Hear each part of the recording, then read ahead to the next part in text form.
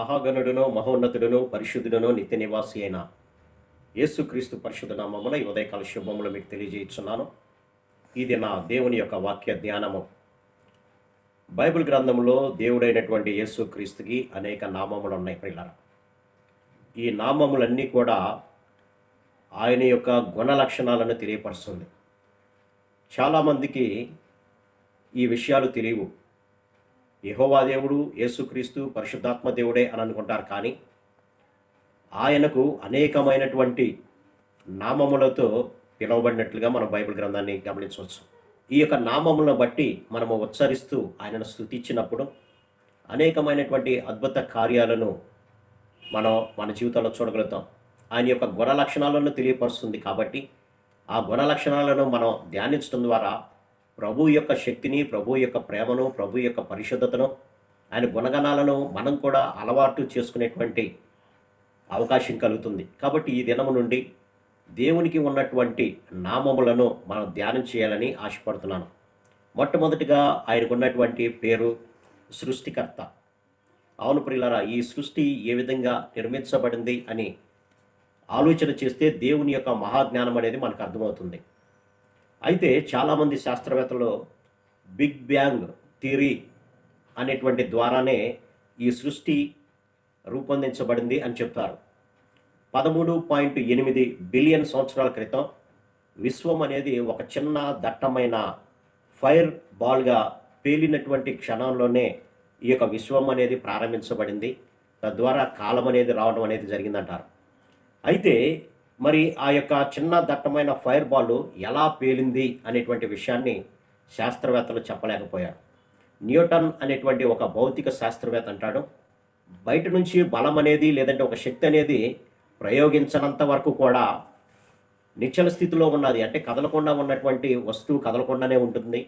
అదే ప్రయాణిస్తున్నటువంటి గమనంలో ఉన్నటువంటి వస్తువు గమనంలోనే ఉంటుంది అని అంటాడు. మరి అట్లాంటప్పుడు ఏ శక్తి లేకుండా ఆ యొక్క ఫైర్ బాల్ ఎలా పేలింది అనే దానికి సరైనటువంటి సమాధానం లేదు ప్రియులారా. కానీ సృష్టి ఎలా ఆరంభమైనది అనేది ఒక బైబిల్ మాత్రమే చాలా క్లియర్గా చెప్తుంది. మొదటి గ్రంథమైనటువంటి ఆది కాండము 1వ అధ్యాయం 1వ వచనంలో చూస్తే, ఆది యందు దేవుడు భూమి ఆకాశములను సృజించెను అని ఉంది.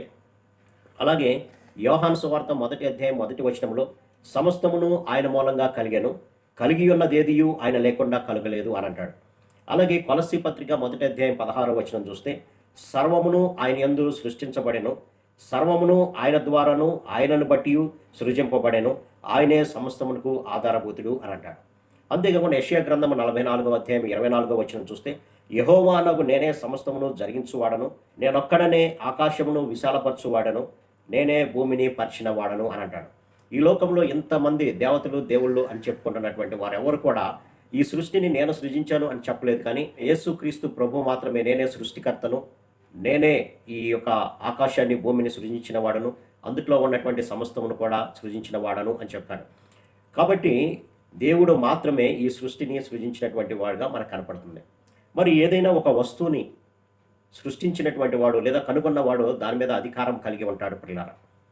సో ఉదాహరణకి వాచి కనుక్కున్నటువంటి వాడు ఆ వాచి ఆగిపోతే దానిని రిపేర్ చేసేటువంటి సామర్థ్యం కూడా అతనికి ఉంటుంది. అలాగే సృష్టిని కలుగ చేసిన వాడికి సృష్టి మీద అధికారము కూడా కలిగి ఉంటుంది. ఆ సృష్టి మీద అధికారము యేసుక్రీస్తులో మనకి కనబడుతుంది.